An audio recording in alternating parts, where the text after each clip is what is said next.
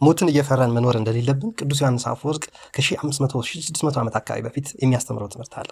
በ347 ተወልዶ በ407 ዓመተ ምህረት በ60 ዓመቱ ያረፈው ቅዱስ ዮሐንስ አፈወርቅ እኔ ያላነበብኩት ትምህርት አለው። ምን ይላል? በእንተ ምክንያት ሐውልት ይለዋል ቅዱስ እንትና መምህር ዲያቆን ያረጋል አበጋዝ ሆሚሊስ ኦን ስታቱስ የሚል ነው። ሆሚሊ ኦን ስታቱስ ካላነበብኳቸው የቅዱስ ዮሐንስ አፈወርቅ ትምህርቶች መካከል ነው። ስለ ሐውልቱን ደግሞ እንዲህ ይለዋል።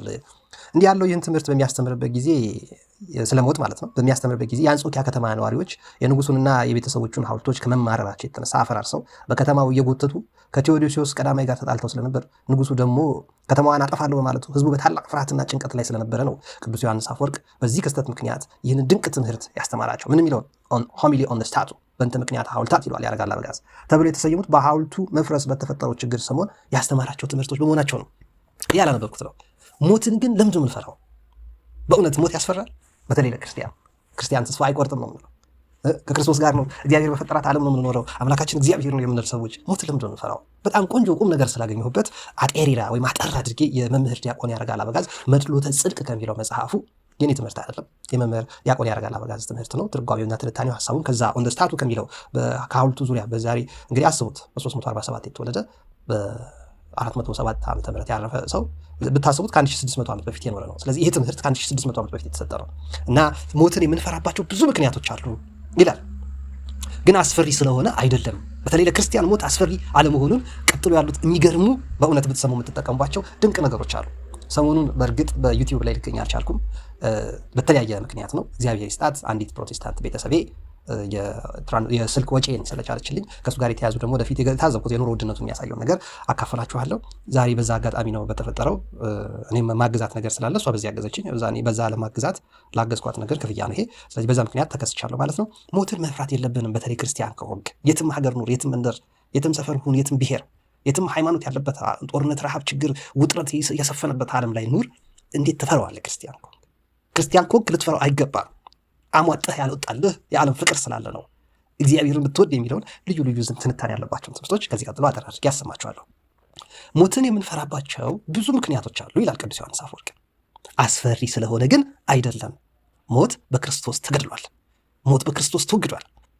መስቀል ላይ ጠርቆ ጠላታችን ሰይጣንን አውድሞታል። ገዳያችንን በአዳም በሔዋን በእናታችን ያገኘነውን ሞት ገፎ ጥሎልናል። የተጠመቀ በሜሮን የከበረ ቅዱስ ሥጋው ክቡር ደሙን የበላ ቤተክርስቲያን የሄደ መስቀል የሚሳለም ቅዳሴ የሚያስቀድሰው ሞት አይፈራውም፣ እጅግ በፍጹም አይፈራውም። ተስፋ የቆረጡ ገመድ አንጠልጥለው ራሳቸውን የሚያጠፉ ሰዎች አሉ። ኑሮ የከበዳቸው ኑሮ ጭንቅላታቸውን ያጦዘው ሰዎች ብዙዎቻችን አሁን እንደገጠመን ራሳቸውን ለስቃይ ይሰጣሉ። ግን አይደለም። እግዚአብሔር እዚህ ጭንቀት፣ እዚህ ሐዘን፣ እዚህ ትካዜ፣ እዚህ ውጥረት ውስጥ ለምን ከተተን? እስቲ እንመልከተው። ምን ይላል? ሞትን የምንፈራባቸው ብዙ ምክንያቶች አሉ። ከነዚህ መካከል የእግዚአብሔር የመንግስቱ ፍቅር በልባችን ስለሌለ ነው። ንጹሕ ሕሊና ስለሌለንም ነው። ወደ ሲኦል መውረድ ለምናጠፋው ጥፋት ማለት ነው። ለምንሰራው ክፉ ነገር ደግሞ ተስፋ ቆርጠንም ሊሆን ይችላል፣ ተመችቶንም ሊሆን ለምናደርገው ክፉ ነገር እግዚአብሔር እንደሚፈርድ ስለምንረሳ ነው። ከዚህ ሁሉ በላይ ግን ይላል ቅዱስ ዮሐንስ አፈወርቅ፣ ከዚህ ሁሉ በላይ ለአንድ ክርስቲያን እንደሚገባው በተጋድሎና በትህርምት ሕይወት እዚህ ምድር ላይ ስለማንኖር ነው። ጭራሽ በተቃራኒ እኛ ግን ምን ያምረናል ይላል ቅዱስ ዮሐንስ አፈወርቅ፣ ስንፍና፣ ተድላ፣ ደስታ፣ ስሜታዊነት፣ በአጠቃላይ ከምድራዊ ሕይወት ጋር እጅግ በተቆራኘና በተጣበቀ የምቾት ሕይወት መኖርን እንናፍቃለን። ክርስቲያናዊ ፍሬ ማፍራት አንፈልግም። እንደ ክርስቲያን የሚጠበቅብን ሕይወታችንን በጸሎት በትጋሃ ሌሊት እየተነሳን በመጸለይ በመስገድ መናኛ በሆነ አመጋገብ፣ ስለ ምግብ አብዝቶ ባለማጨነቅ፣ ያገኘነውን ተመስገን ብሎ በመመገብ ባለማማረር፣ ይሄ ቀረብኝ፣ ስጋ ቀረብኝ፣ ወተት ቀረብኝ፣ ዳቦ አጣው፣ እንጀራ ወጥ ቀረ፣ ጎመን ጎደለ፣ ፓስታ መኮሮኒ መብላት ምስር አልቻልኩም ሳንል አመጋገባችን ላይ ገደብ በማድረግ በመጠነኛ ያለፉ ፍላጎቶቻችንን ቁርጥ በማድረግ ፍላጎቶቻችን በመቀነስ በመግታት ማለት ነው። ዓለም ማስታወቂያ እንደሚሰራው ሳይሆን ፍላጎታችን ከተን ይበቃኛል። ምኞታችን ላይ መስገብገብ ሊሆን ይችላል። የሰው ሀብት እንመኛለን፣ የሰው ስልጣን፣ የሰው ኑሮ፣ የሰው ቤት፣ የሰው ገንዘብ እኔ እንደሚያደርገኝ ማለት ነው። እንደዛ እንናፍቃለን። ያ ከሆነ ምኞታችንንና ፍላጎቶቻችን ገደብ ማድረግ አለብን። በልካችን ነው። በተሰጠህ ተመላለስ፣ ያላችሁ ይብቃችሁ ተብሏል። ለአንተ ያለ ለአንቺ ያለሽ፣ ለእርሶ ለእሳቸው ያላቸው፣ ለእኔ ካለኝ ይለያል። ስለዚህ ሁላችንም በተሰጠን ነገር ምኞታችንና ፍላጎቶቻችን ገታ አድርገን ብንኖር ኖሮ፣ ጸሎት ቢጨመርበት፣ ስግደት ቢኖረው፣ መልካም ሕይወት የሚጠይቀውን ምግባር በማድረግ አንድ መልካም ክርስቲያን ሊኖረው የሚገባውን ምግባር በማድረግ ብንደክም፣ ሰውነታችንን እንደ ቅዱስ ጳውሎስ በአንደኛ ቆሮንቶስ ምዕራፍ 9 ቁጥር 27 እንደተጻፈው እንደ ቅዱስ ጳውሎስ እየጎሰምን እናስገዛው ነበር። ቅዱስ ጳውሎስ ብርሃነ ዓለም የሚባለው ቅዱስ ጳውሎስ ሰውነቴን እየጎሰምኩ አስገዛዋለሁ። ምን አጥቶ? ምንም። በሌላም ስፍራ እንዲህ ይላል፣ አርነታችን ለስጋ ፍትወት ምክንያት ባይሰጥ፣ ነፃነታችን ማለት ነው። አርነቱ ነፃነታችን የፈለገነውን እንዳሻል ለመስከር፣ ለመሳደብ፣ ለማቅራራት፣ ለመሸለል፣ ሌሎች ላይ ለመደንፋት፣ ለመሳደብ፣ ለመንቀፍ፣ ለመተቸት፣ ሌሎችን ለመናቅና ለማቃለል ነፃነታችንን ባንጠቀምበት፣ ይልቅስ ክርስቶስ እንዳለ ይላል ቅዱስ ዮሐንስ አፈወርቅ፣ በጠባቧና በቀጭኗ መንገድ ብንሄድ ኖሮ ስለሚመጣው ዓለም አብዝተን እንናፍቅ ነበር። ከዚህ ዓለም ድካም ለማረፍ መንጓጓ ነበር። ምክንያቱም ቅዱስ ጳውሎስ በገላትያ መልእክት ምዕራፍ 5 ቁጥር 13 ምን ይላል? አርነታችሁ፣ ነፃነታችሁ ለስካር፣ ለዳንስ፣ ለጭፈራ፣ ለፍትወት፣ ለሳቅ፣ ለፌዝ፣ ለቧልጥ አትስጡት ይላል። ቅዱስ ዮሐንስ አፈወርቅ ይቀጥልና እንዲህ ይላል፣ ይህ የምነግርህ ነገር እውነት መሆኑን ካፈለክ ምሳሌ ልስጥህ ይላል። እንዴት ይቻላል እንዳትለኝ፣ የሚቻል መሆኑን በዚህ ዘመን እኔ እናንተ ባለንበት ማለት ነው፣ በዚህ በ21ኛው ክፍለ ዘመን ጦርነትና ረሃብ፣ የኑሮ ውድነትና ናላችንን ያዞረ የነዳጅ የትራንስፖርት ጭማሪ፣ እጅግ ብዙ ነገሮች ዋጋ በጨመረበት፣ እኔ ትላንት የስልክ ስገዛ ገንዘብ ከ10 ሺህ ምናምን ብር በላይ ጨምሯል። አምና ከገዛሁት በደህና ጊዜ ስላገለግልኳት አሁን ደግሞ አንቺ አገልግኝ ስላልኳት ነው ያቺ እህቴ የሸፈነችልኝ እንጂ ናላ ያዞራል ኑሮ። እንደዚህ በሆነበት ሰዓት መኖር እንደሚቻል ቅዱስ ዮሐንስ አፈወርቅ የዛሬ 1630 ዓመት በፊት እንዲህ ይላል፣ ይህ የምለው ነገር ሞትን ሳትፈራ በነፃነት አምላክህ እግዚአብሔር በፈጠራት ዓለምና ምድር ላይ መኖር እንደምትችል ማወቅ ከፈለክ ምሳሌ ልስጥህ ይላል። እንዲህ አድርግ ወይ እንዲህ አድርጊ፣ ወደ ገዳማት ሂድ፣ እዚያ የሚኖሩ አባቶችን፣ እዚያ የሚኖሩ መናንያን እናቶችን ተመልከታቸው። አንዳንዶቹ ማቅ ለብሰዋል፣ አጥተው አይደለም። አንዳንዶቹ ሰንሰለት ታጥቀው በብዙ ገድል ለብሰውት ሰውነታቸው ስጋቸውን ገዝተውታል። አንዳንዶቹማ አብዝተው ይጾማሉ። በ2 ቀን በ3 ቀን የሚበሉ ይኖራሉ። በሳምንት የሚበሉ በስንክሳር እንደተጻፈው ማለት ነው። እኔ የከተትኩላችሁ። አንዳንዶቹ አብዝተው ይጾማሉ፣ በዋልድባ ባለፈው እንዳየናቸው ማለት ነው። አንዳንዶቹ ደግሞ በዓታቸውን ዘግተው በታላቅ ተጋድሎ ጨለማ የሆነ ዓለማዊ ፍላጎቶችን እየተቃወሙ በጽድቅ ርቀው ለሀገር ለወገን እየጸለዩ ይኖራሉ። በዝቋላ በአሰቦት ገዳም እንዳሉት ማለት ነው። እነዚህ አይነቶቹ መናንያን፣ እነዚህ በየገዳም ያሉ አባቶችና እናቶች ሞትን አይፈሩትም። ሞት አያስጨንቃቸውም፣ አያሳቅቃቸውም። ሞት ቢታረዱ፣ በጥይት ቢገደሉ፣ በጦር ቢወጉ፣ ቢዘለዘሉ፣ ቢከተፉ እነዚህ ሞት የሚያስጨንቃቸው አይደለም። ይልቅስ እንዲህ ይሉታል ይላል ቅዱስ ዮሐንስ አፈወርቅ። የዛሬ 1600 ዓመት ነው ወንድም እህቶች። ሞትን በደስታ እንዲመጣ እየናፈቁ ይጠብቁታል፣ ይናፍቁታል። ራሳቸውን ማጥፋት አይፈልጉም እንጂ እንዲመጣ ቶሎ እንዲገላግላቸው አብዝተው ይናፍቃሉ። ለምን? እንደማይፈሩት ያውቃሉ። ጭራሽ ስሙን ምን እንደሚሉት ታውቃለህ ይላል ቅዱስ ዮሐንስ አፈወርቅ። ዕረፍት ይሉታል። ከዚህ ዓለም መገላገል፣ ወደ ጌታቸው እቅፍ መግባት ብለው እንደሚጠሩት ተገንዘብ ይላል። የለም ታዲያ በእኛ ዘመን እንደዚህ የሚኖሩ አባት እናቶች የሉም? በየገዳማቱ የዚህን ዓለም ጣዕም ሰማዕታት በእውነት የዚችን ዓለም ጣዕም ናቁ።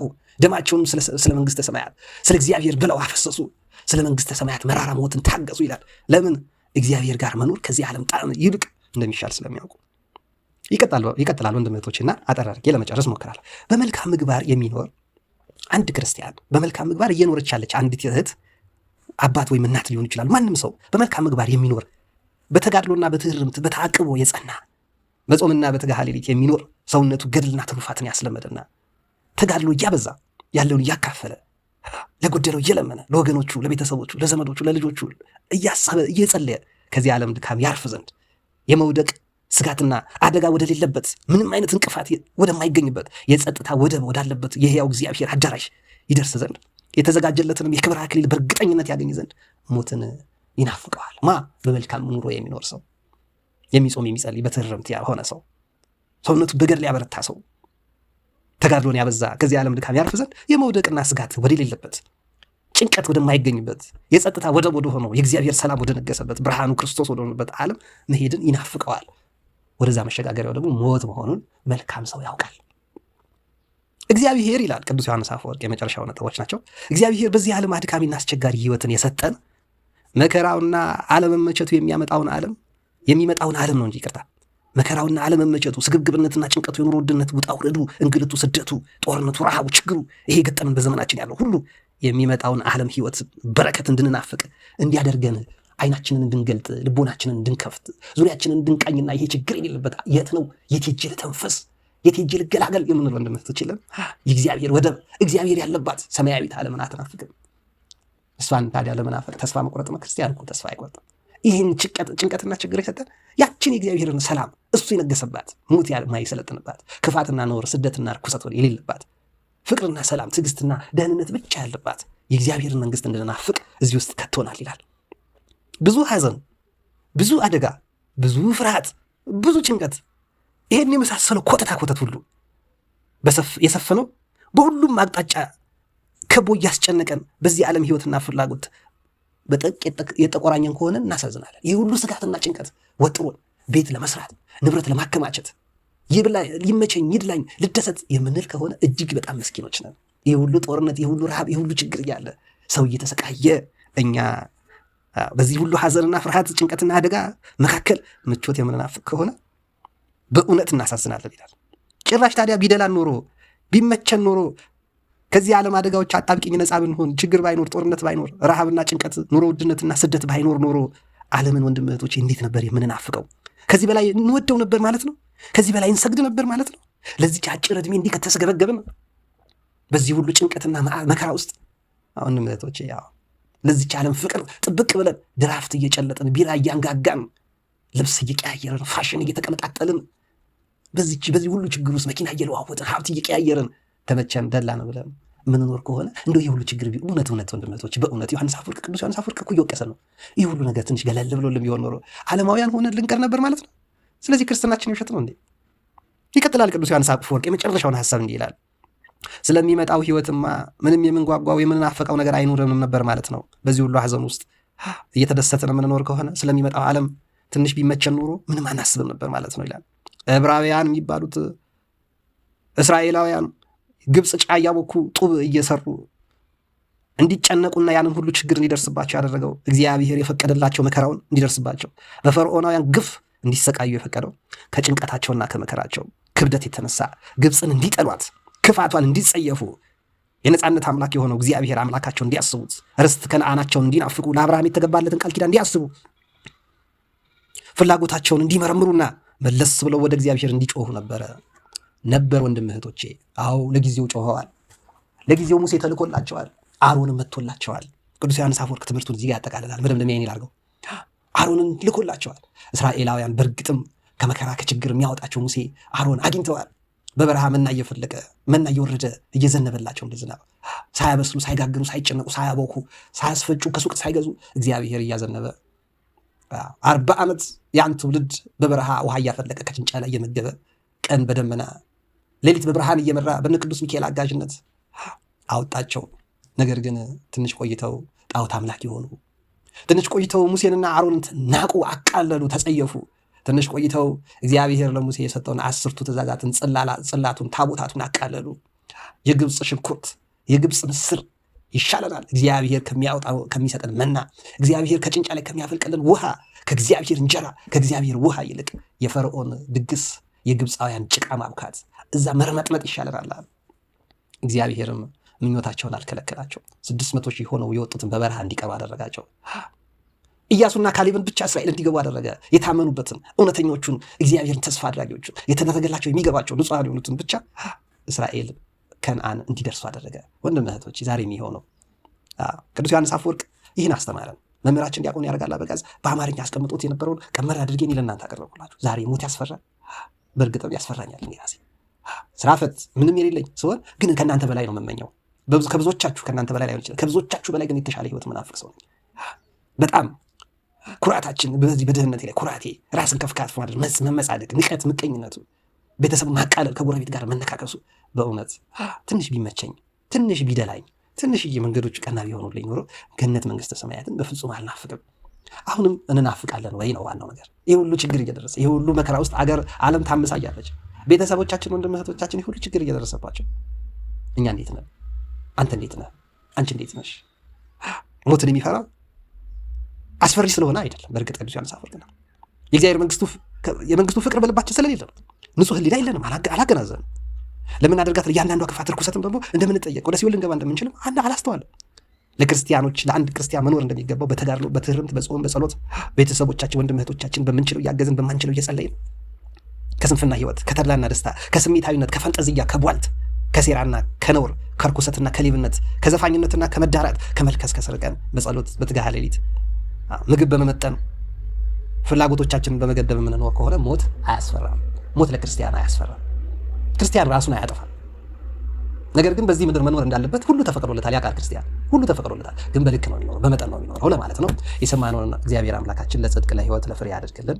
ያስተማረንን ዲያቆን ያረጋል አበጋዝን የተረጎመልንን ይህን ትምህርት አቀናብሮ ከ1600 ዓመታት በፊት ያዘጋጀውን እግዚአብሔር አምላክ በረከታቸውን ያድለን። ዲያቆን ያረጋል አበጋዝንም ያስፈጽመው። የቅዱስ ዮሐንስ አፈወርቅ በረከት ረድኤቱ አትነሳን። Thanks to the grace and loving kindness of our Lord Jesus Christ, to whom with the Father and with the Holy Spirit forever and ever, for ages of ages, አሜን የሚለው ቅዱስ ዮሐንስ አፈወርቅ ነው። ዛሬም ዘወትርም ለዘላለም ክብርና ምስጋና የሚገባው በጭንቀታችን በሐዘናችን በትካዜያችን ውስጥ ሁሉ ለሚያስብልን በዚህ ውስጥ ማለፍ ትችላላችሁ። የኔ መንግስት ይሻላችኋል፣ የምድሩ መንግስት ከንቱ ነው፣ ግን የምትችሉትን አድርጉ፣ ከምትችሉት በላይ አልጠብቅባችሁም የሚለውን አምላክ የሚያመሰግንበትና ትምህርቱን ሲዘጋ የሚዘጋበት ነው። ይህን ቃል ያስተላለፍኩላችሁ ኃይለ ጊዮርጊስ ነኝ። ዛሬ መጋቢት 15 ነው፣ ቀትር ይሆናል። እግዚአብሔር ከፈቀደልኝ ቅዳሴ ቤት ደስ ይለኛል። በጸሎታችሁ አትለዩን። መጨረሻችን የሁላችንንም እንዲያሳምርልን የወንድማችን የዲያቆን ዘላለም የመምህር ዘላለም ወንድሙ ወልደ ሰማዕትን በረከት ረድኤት እንዲያድለን እንደ ጻድቃን ተጋድለን እንደ ዘላለም ወንድሙ ባለን ሳንመጻደቅ ባለን ጸጋ ሳንኮፈስ በጎደለን ሳንጨነቅ ለሰው በሽታና መሰናክል ሳይሆን ባለን አመስገን እንድንኖር እግዚአብሔር አምላካችን ይርዳን። የሁላችንን መጨረሻ ያሳምርልን። በጸሎታችሁ አስቡኝ። ያሰማችሁ ኃይለ ጊዮርጊስ ነኝ ማለት ነው። አትጥፉ። ሀሳብ አስተያየት ካላችሁ ስጡ። መልካም ቀን መልካም ጊዜ ይሁንላችሁ። ይመቻችሁ። እንደዚህ አይነት ትምህርት እንዳካፍላችሁ መሰጡኝ ሀሳብ ካለ እዚህ ላይ ምናልባት ግር ያላችሁ ተወዘጋገባችሁበት ነገር ካለ ሀሳብ ስጡኝ። ሞት ግን ለክርስቲያን አያስፈራም። በመጠን ለሚኖር ክርስቲያን አያስፈራም። እንደ እግዚአብሔር አይኑን በስነ ስርዓት ለሚያይ ንጹህ ሕሊናና ልቦና ላለው ሰው ሞት አያስፈራም፣ ይጠብቀዋል። 9 ሞት መጣ ቢሉት አንዱን ገባ በለው ይላሉ አባቶቻችንና እናቶቻችን። ምን ያስጨንቅሻል? ምን ያስጨንቃል? የምትችለውን አድርግ፣ የምትችለውን አድርጊ። የቀረው የእግዚአብሔር ፈንታ ነው። ተኝተህ የሚጠብቅህ እሱ አይደል? ቆመህ መጠበቅ ያቅተዋል? አያቅተውም። ስለዚህ የምትችለውን አድርግ፣ የምንችለውን እናድርግ። ወደ አባቶቻችን አምላክ ወደ እግዚአብሔር እንመለስ። ሞትን አንፍራ፣ አንጨነቅ። ይልቅስ ማድረግ ያለብን እያደረግን ገነት መንግስተ ሰማያትን በተስፋ እየጠበቅን የእግዚአብሔርን ሕግ በምንችለው መጠን እየጠበቅን ከራሳችን ሳንጋጭ ከሰው ሳንባላ ለመኖር አምላካችን እግዚአብሔር ይርዳን። የቅዱሳን ጸሎት የእመቤታችን የቅድስት ድንግል ማርያም፣ የቅዱስ ሚካኤል፣ የቅዱስ ገብርኤል፣ የቅዱስ ሩፋኤል፣ የቅዱስ ዑራኤል፣ የቅዱሳን መላእክት፣ የደጋግ አባቶቻችንና እናቶቻችን ከአዳም ላይ ጀምሮ ያሉት የነቢያት፣ የሐዋርያት፣ የጻድቃን፣ የሰማዕታት፣ የሊቃውንት በረከት ረድኤታቸው አይለየን። መጨረሻችን ያሳምርልን። ሰማዕቱ ቅዱስ ጊዮርጊስ ይለመነን። አትጥፉ። ይመቻችሁ።